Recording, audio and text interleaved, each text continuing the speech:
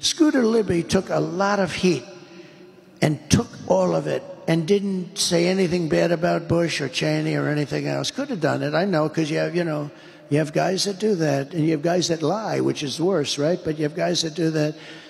But he was very loyal to them, and he suffered greatly. I released him. Cheney called me. He said, "It's one of the nicest things I've ever seen done in politics." I said, "Look, I've heard for years he was treated unfairly. I've heard for years that Bush should have given him a pardon. All I did is do something that somebody else should have done." And Cheney was so, he said, "I really want to thank you." He said, "Now I'm so glad that I actually endorsed you. It's amazing, but that you would do this." And I didn't speak to him about it. But then, go a couple of years forward or go now, and I don't blame him for sticking with his daughter, but his daughter is a very dumb individual, very dumb.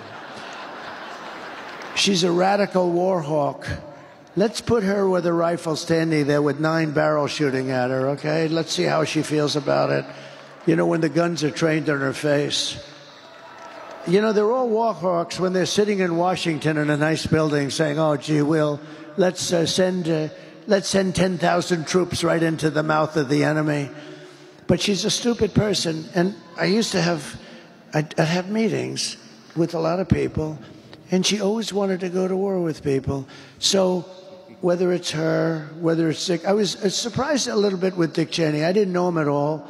I only had essentially the 1 or 2 phone calls, and it was only a call saying, "Thank you very much for doing that for Scooter Libby. That was nice." And Scooter Libby, by the way, was beyond that. He couldn't believe that it happened. Nobody would do it. They should have done that for him years before. But I was a little surprised because I actually thought that Dick Cheney would go with me over his daughter, and he didn't. And you know what? I understand it. It's your daughter, and you go. But she's a bad person.